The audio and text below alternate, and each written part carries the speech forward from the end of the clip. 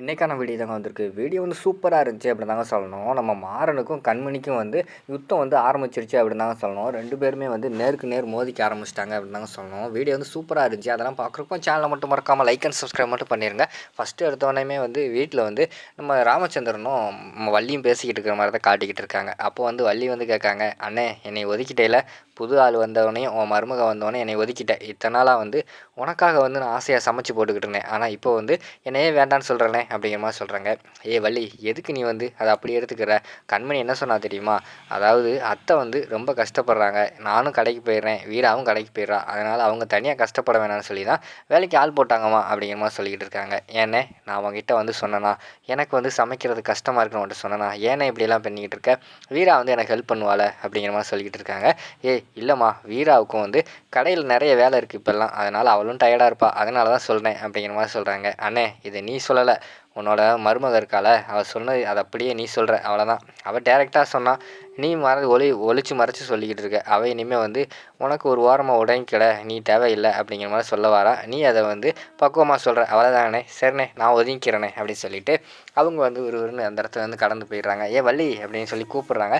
இல்லைண்ணே இருக்கட்டும் அப்படின்னு சொல்லிட்டு பேசாமல் போயிடுறாங்க. அடுத்த சீனில் பார்த்தா எல்லாருமே சாப்பிட உட்காந்துருக்கிற மாதிரி தான் காட்டிக்கிட்டு இருக்காங்க. அந்த செஃப் இருக்கார்ல, அவர் வந்து எல்லாத்தையும் சமைச்சு கொண்டு வந்திருக்காரு. அவர் சமைச்சு கொண்டு வந்திருக்காருன்னு சொல்ல முடியாது. அதாவது பட்டாணி வச்சுருக்காரு, வேர்க்கடலை, இப்படி கொஞ்சம் ஃப்ரூட்ஸு, கொஞ்சம் இந்த மாதிரியெல்லாம் சமைக்காமல் பழங்கள், காய்கறி எல்லாம் கொண்டு வந்து வச்சுருக்காங்க. அதை பார்த்தோன்னே ராமச்சந்திரனுக்கும் நம்ம இவர் இருக்கார்ல கார்த்திக்கு வந்து, என்னடா இது இப்படி இருக்குது, நம்ம டெய்லி வந்து நல்லா வாய்க்கு ருசியாக வந்து தோசை, இட்லி, சோறுன்னு சாப்பிட்டுக்கிட்டு இருந்தோம், இப்போ என்னடானா காய்கறியும் இது பருப்பு வகைகளுமே இருக்கே, அதுவும் சரியாக கூட வேகவே இல்லையே, என்ன பண்ணுறது அப்படின்னு சொல்லிட்டு அவங்க வந்து கண்மணிக்கிட்ட டேரெக்டாக சொல்ல முடியாமல் அப்படியே யோசிச்சுக்கிட்டே இருக்காங்க. வள்ளி வந்து இவங்க சாப்பிட்றத பார்த்துட்டு அவங்க பாட்டில் ஓரமாக ஒதுங்கி போய் ஊஞ்சலில் வந்து உட்காந்துருக்காங்க. அந்த நேரத்தில் வந்து மேலே இருந்து நம்ம மாறனும் வீராவும் வராங்க. பார்த்தா வீட்டில் வந்து புதுசாக யார் இவன், புதுசாக என்னமோ யூனிஃபார்ம் போட்டு என்னமோ டிரைவர் மாதிரி வந்து நின்றுக்கிட்டு இருக்கான் அப்படின்னு சொல்லிட்டு இங்கிட்டு வந்து மாறன் பார்க்காங்க. வள்ளி வந்து சோகமாக உட்காந்துருக்காங்க. அத்தை, என்ன அத்தை, அங்கே போய் நீ இருக்காமல் டைனிங் ஹாலே உன்னோட ராஜ்யம் தான் இருக்கும், இப்போ என்ன ஓரமாக ஒதுங்கி போயிருக்க, என்ன விஷயம் அப்படிங்கிற மாதிரி கேட்காங்க. இல்லைடா, உங்கள் அப்பா வந்து என்னை சமைக்க வேணாம்னு சொல்லிட்டாரு, கண்மணி பேச்சை கேட்டுக்கிட்டு, இனிமேல் வந்து நான் சமைக்க வேண்டாமா, அந்த செஃப்பு சமைச்சா போதுமா அப்படி இப்படின்னு சொல்லிக்கிட்டு இருக்காரு அப்படிங்கிற மாதிரி சொல்லிக்கிட்டு இருக்காங்க. யார், நம்ம அப்பாவா? நம்ம அப்பா உன் கையால் தானம்மா, உன் கையால் தான் சாப்பிட்டு பழக்கம் அப்படிங்கிற மாதிரி சொல்கிறாங்க. ஆமாடா, நானும் அப்படித்தான் நினச்சேன், எங்கள் அண்ணனுக்கு நான் தான் சமைச்சு போடணும் அப்படின்னு நினச்சேன், அது இங்கே நேருக்கு மாறாக நடந்துக்கிட்டு இருக்குது, சரி இருக்கட்டும், என்ன பண்ணுறது அப்படின்னு சொல்லி உட்காந்துருக்காங்க. இப்போ என்ன, உனக்கு சமைச்சு போடணும் அப்படித்தானே, எனக்காக சமைச்சு போடுவா, எனக்கு தோசையை ஊற்றி அதில் வந்து நல்லா நெய்யெல்லாம் ஊற்றி எனக்கு 2 வகையான சட்னி வச்சு கொடு, பொடியை தொட்டு சாப்பிட்டா தான் அந்த டேஸ்ட்டே தனி அப்படிங்கிற மாதிரி சொல்லிக்கிட்டு இருக்காங்க. இங்கிட்டு பார்த்தா ராமச்சந்திரனும் புலம்பிக்கிட்டு இருக்காங்க. மாமா எப்படி இருக்குது அப்படின்னு சொல்லிட்டு கண்மணி கேட்குறாங்க. நல்லா இருக்குமா, இருந்தாலும் தோசை இட்லி அளவுக்கு வரலாமா அப்படிங்கிற மாதிரி சொல்லிக்கிட்டு இருக்காங்க. மனசுக்குள்ளே யோசிச்சுக்கிட்டு இருக்காரு, வேண்டான்னு சொன்னாலும் ஏதாவது தப்பாக நினச்சிக்கிடுவா, சாப்பிடவும் முடியல, என்ன பண்ணுறேனே தெரியலையே அப்படின்னு சொல்லி யோசிச்சுக்கிட்டே இருக்காங்க. இங்கிட்டு பார்த்தா ராகவன் வந்து, கண்மணி சூப்பராக இருக்குது, நல்ல சத்தான உணவு, டெய்லி இதே செய்ய சொல்லு அப்படிங்கிற மாதிரி சொல்லிக்கிட்டு இருக்காங்க. கார்த்தி வந்து, ஐயையோ ஒரு நாளைக்கே முடியலை, டெய்லி இதையே வா அப்படின்னு சொல்லி யோசிச்சுக்கிட்டு இருக்கிற மாதிரி காட்டுறாங்க. அங்கிட்டு பார்த்தா மாறன் வந்து நல்லா நெய் தோசை முருகலை சாப்பிட்டுக்கிட்டு இருக்காங்க. ஆகா, கொடுத்து வச்சவன் நல்லா சாப்பிட்டுக்கிட்டு இருக்காண்டா அப்படின்னு சொல்லி கார்த்தி யோசிச்சுக்கிட்டு இருக்காங்க. ராமச்சந்திரன் வந்து, சரிம்மா எனக்கு போதும் அப்படி சொல்லிட்டு எந்திரிச்சாங்க. அண்ணே இன்னும் தோசை சாப்பிட்றியானே அப்படிங்கிற மாதிரி கேட்காங்க. என்னத்தை சாப்பிட்டா ஏதாவது நினப்பா, சரி வேண்டாம் அப்படி சொல்லிட்டு வேண்டாம்னு சொல்லிட்டு அவங்க வந்து அந்த இடத்துல வந்து போயிடுறாங்க. அடுத்த சீனில் வந்து கடையில் தான் காட்டுறாங்க. வீரா மாறன் வந்து அங்கே உட்காந்துருக்காங்க. மாறனுக்கு வந்து வீரா வந்து நம்ம இது சொல்லி கொடுத்துக்கிட்டு இருக்காங்க, அக்கௌண்ட்ஸு. எனக்கு இந்த கணக்கெல்லாம் வராது, பேசாமல் நம்ம இந்த ஆடு நடிப்போமா, நம்ம 2 பேர் ஜோடி பயங்கர ஃபேமஸ், சோஷியல் மீடியாலாம் பார்க்கலையா அப்படிங்கிற மாதிரி சொல்லிகிட்டு இருக்காங்க. பேசாமல் இரு அப்படின்னு சொல்லிட்டு வீரா சொல்லிகிட்டு இருக்காங்க. அந்த நேரத்தில் வந்து ட்ரெஸ் எடுக்கிறதுக்காக ஒரு ஃபேமிலி வந்து வர்ற மாதிரி காட்டுறாங்க. வந்தவொடனே எங்கே ட்ரெஸ்ஸு பார்க்கணும் அப்படிங்கிற மாதிரி சொன்னோடனே நம்ம ராகவன் வந்து நிற்காங்க. ஹலோ சேல்ஸ் டிபார்ட்மெண்ட் அப்படின்னு சொல்லிட்டு மாறன் வந்து கூப்பிட்றாரு. உடனே அவருக்கு பயங்கரமான கோவம் வந்துடுது.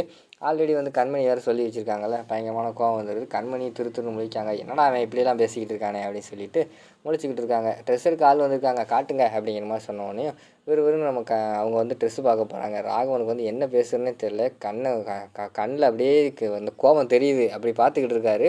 அதுக்கடுத்து அவர் ட்ரெஸ்ஸை காட்டிக்கிட்டு இருக்காரு. அந்த நேரத்தில் வந்து ராகவன்கிட்ட போய் சொல்கிறாங்க, பார்த்தீங்களாங்க உங்களை பற்றி எப்படியெல்லாம் உங்கள் தம்பி செஞ்சுக்கிட்டு இருக்காரு பார்த்தீங்களா, இதே இது நீங்கள் எப்படி கிண்டல் பண்ணால் பேசாமல் இருப்பீங்களா, எல்லாத்தையும் பார்த்துக்கிட்டு தாங்க இருக்கேன், எதுவுமே சரியில்லை அப்படிங்கிற மாதிரி சொல்லிவிட்டு அவங்க வந்து போயிடுறாங்க.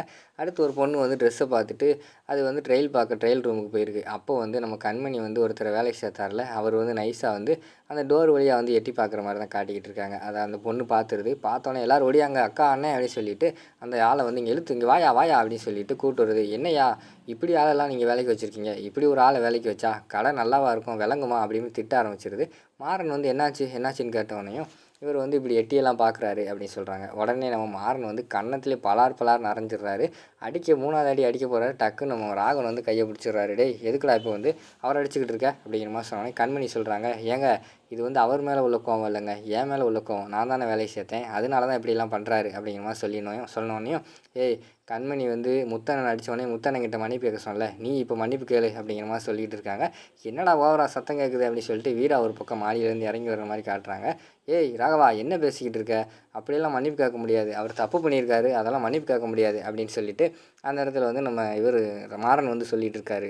மேலேருந்து வீரா வந்து வந்துடுறாங்க. என்னாச்சு அப்படின்னு கேட்டோடனே கார்த்தி வந்து சொல்கிறாங்க, "அண்ணி, வேறு ஒன்றும் இல்லை, இவர் வந்து தப்பாக நடந்திருக்காரு. இதுக்கு முன்னாடி ஆல்ரெடி நம்ம இங்கே வேலை பார்க்குற பொண்ணுக்கிட்ட வந்து ஃபோன் நம்பர் கேட்டு டார்ச்சர் பண்ணியிருக்காரு. இப்போ பார்த்துக்கிட்டோம்னா இங்கே ட்ரெஸ் எடுக்க வந்த பொண்ணுக்கிட்ட தப்பாக நடந்திருக்காரு. அதான் மாறன் வந்து அடிச்சிட்டான்." அப்படிங்கிற மாதிரி சொன்னோடனே அவங்க முறைச்சி பார்த்துக்கிட்டு இருக்கிற மாதிரி காட்டுறாங்க கண்மணியை. அதோட பார்த்துக்கிட்டிங்கன்னா அந்த எபிசோடு வந்து முடிஞ்சிருது.